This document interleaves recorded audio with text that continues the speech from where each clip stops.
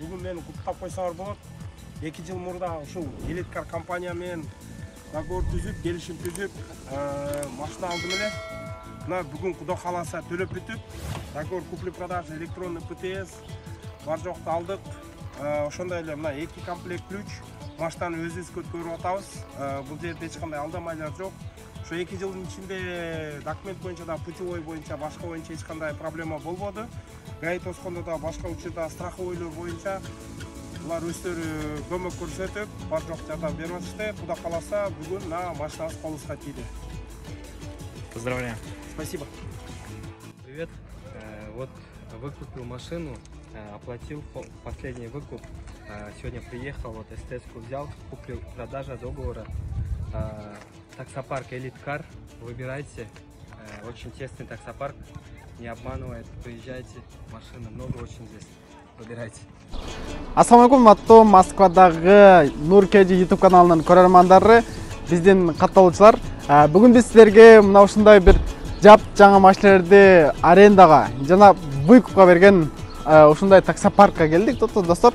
Бүгүн болсо биз ушул жерден силерге кенен маалымат алып беребиз. Ал эми бул жерден жакшы жактары дагы тууралуу, пайдалуу жактары тууралуу, өзгөчө жактары тууралуу дагы азыр бир аздан кийин сиздер менен тааныштырабыз. Ал эми биз азыр биринчи эле машинаны сиздерге көрсөтүп берели. Бул Comfort Plus экен. Анан дагы буну сиздер биринчиден арендага же болбосо под выкупка алсаңыздар болот экен. Ал эми под выкупка алуу үчүн минималный болгон 60 000 акчаңыздар болсо, ошондон баштап эмне акча төлөп выкупка алсаңыздар болот экен. Анан дагы 60 000 дагы бөлүп берген мүмкүнчүлүктөр бар экен, достор. Ал эми машиналар болсо өзүңөр көрүп тургандай жап жаңы машиналар экен. Бул жакта жаңы эле салондон кирген машиналар. Анан бардыгы эмне комфортно, бар жогу вот ушундай жап жаңы идеальный машиналар экен. Вот. Бул азыр бизди көрсөтүп аткан силерге Comfort Plus. Бул жерде жана бул жакта K5 жана башка ушундай Comfort Plus машиналар бар экен. Ал эми биз сиздерге азыр бул жактан жаңы эле кирген машиналарды көрсөтүп беребиз, достор. Вот. Бул алдыңыздарда көрүп турган машиналар азыркы заманбап машиналар. Чындыгында азыр биз бул машиналар, бул катардагы машиналардын бар жогун сиздер арендага же болсо выкупка алсаңыздар болот экен. Ал эми азыр жакынырактан көргөндө өзүңүздөр көрүп тургандай бул машиналар келген бойдон вот пленкалар менен турат экен. То есть ачыл элек, то есть иштетил элек машиналар экен. Бар жогу эмне жап жаңы машиналар экен, достор. Анан бул жерде азыр дагы башка да машиналардын көпчүлүгү азыр арендада жүргөндөр бар экен. Анан биздин өзүбүздүн мекендештердин под выкупка алып төлөп бүткөндөрү, төлөп машинаны алгандары бар экен жана азыр под выкупта жүргөндөр дагы бар экен, достор. Азыр биз ичкерге кирип, бул жакта кандай иш жүрөт жана условиялары кандай, мына ушул боюнча сиздерге кенен маалыматтарды беребиз, достор. Андыктан бизден алыстабай туруңуздар. Урматтуу мекендештер, бул жерден келгениңиздерде адрес боюнча адрестерди бул жерге биз жазып коебуз. Ал эми бул жерге келгениңизде мына ушул WAF деген жазууну көрөсүздөр, бирок бул WAF бул компания эмес. Ал эми сиздер издеген компания, сиздер издеген таксопарк, мына Элиткар компания, прокат автомобилей. Вот. Бул жака келгенден кийин бул жака кенен кирип эле 4-этажга чыгасыздар. Биз 4-этажга чыгып сиздерге көргөзүп беребиз.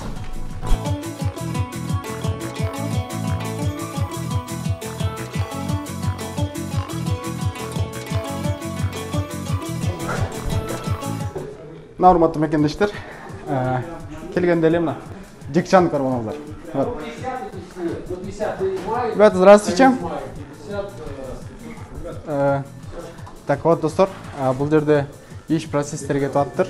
Бул жерден ошол ар бир адамдын өзүнүн месяци бар экен. Бул жакта бирөө аренда боюнча болсо, бирөө под выкуп, бирөө болсо сиздер чыккан оператор сыяктуу ушундай көрүнүштөрдү көргөзүп берет экен. Анан бул жерде урматтуу достор, бул жакта уже машинаны под выкупка алган адамдардын сүрөттөрү экен. Уже булар машинаны алып, уже өзүнө өткөзүп алгандар.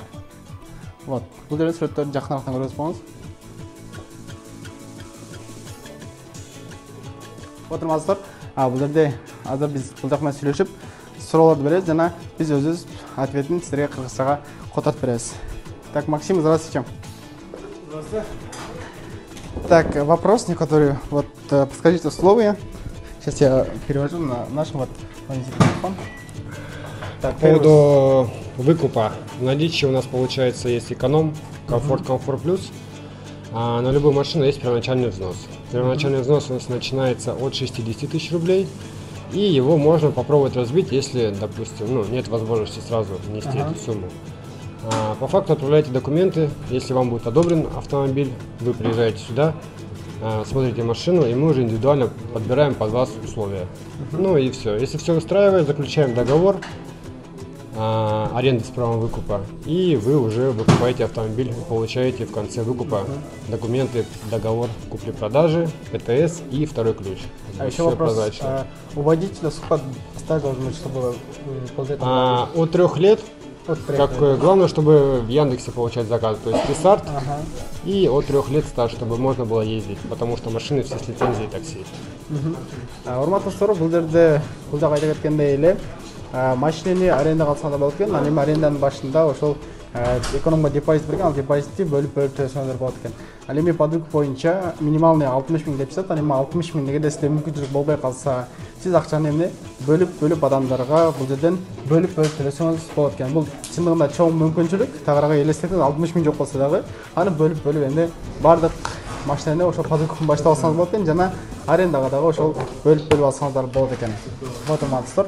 Азыр биз сиздерге баары жагын көргөзүп бердик. Бул жакта алган водительдердикин, башкалардыкын. Ал эми машинелер болсо чындыгында жаңы машина экен. Сейчас у вас все новые машины, да? Все вот. Сейчас в данный момент из новой партии получается китайцы, Джаки G7, Эксиды и Черри Тига.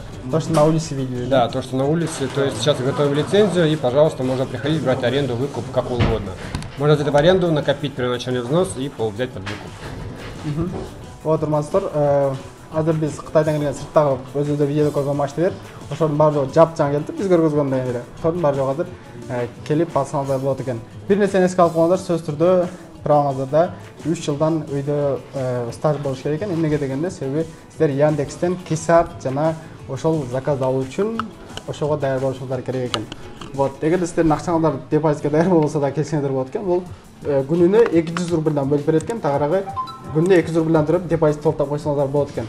Ал эми депозит боюнча депозитти кайра кайтарып алуу үчүн сиздерге 1 ай вакыт кетет экен. Эмнеге дегенде, 1 айда штраф же башка ушундай нерселер келип калбаш үчүн 1 ай вакытты талап кылат экен. 1 айдан кийин картаңыздарга вы на карту передали, то через месяц выдадут депозит, если там все будет хорошо. Если аренду, получается, берет человек, сдает машину, депозит, какой бы он ни накопился, он остается на нашем балансе, проходит месяц, и человек обращается, мы возвращаем.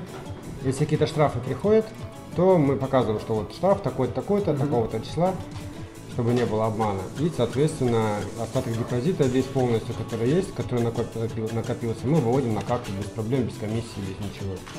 Вот, урматтуу, эгерде сиздердин шотуңузда да, балансыңызда бул акча турат экен, эгерде сиздерде ошол 1 айдын ичинде мындай штрафыңыздар келбесе, акчаңыздар толук кайтат экен. Ал эми штрафыңыздар келсе, сиздерге официалдуу түрдө көрсөтөт экен, могул штраф болду, ушул штрафтарың. Деп туруп, ошол штрафтан ашканын сиздерге картаңыздарга таштап коет экен. Еще один вопрос, вот некоторые бывает, что таксопарком работаешь, там иногда бывает, что звонишь, кто-то не отвечает и не поддерживает этот менеджер, вот, да, вот. Но у нас есть круглосуточная поддержка механиков, я имею в виду. То есть, если машина сломалась даже ночью, можно позвонить и тебе окажут помощь.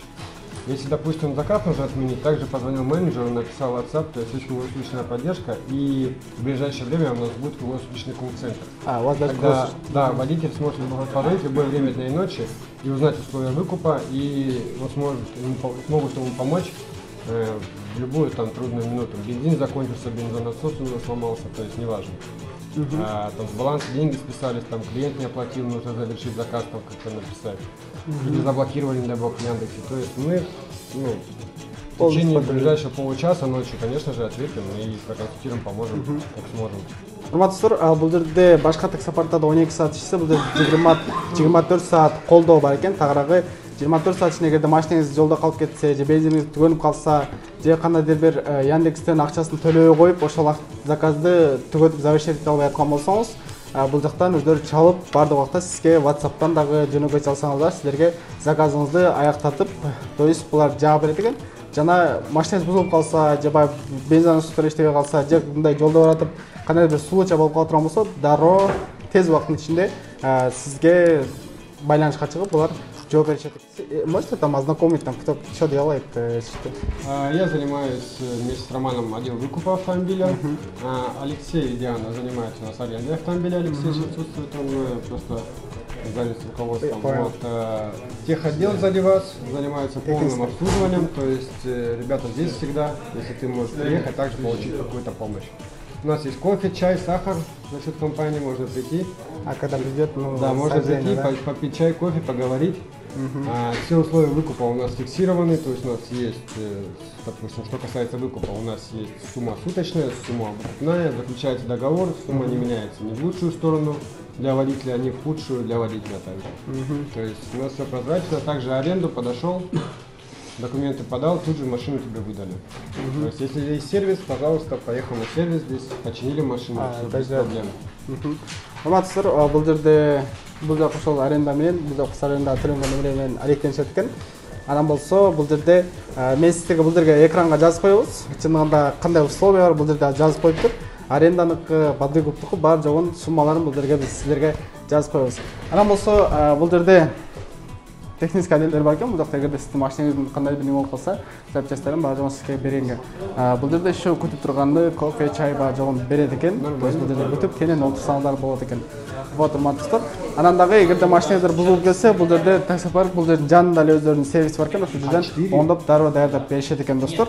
Ал эми бул жерде көрсөтүлгөн номерге кайрылып неме алсаңыздар болот. Ал эми биз сиздер менен убактылуу коштошобуз. Андыктан кийинки чыгарылыштардан көрүшкөнчө сак саламатта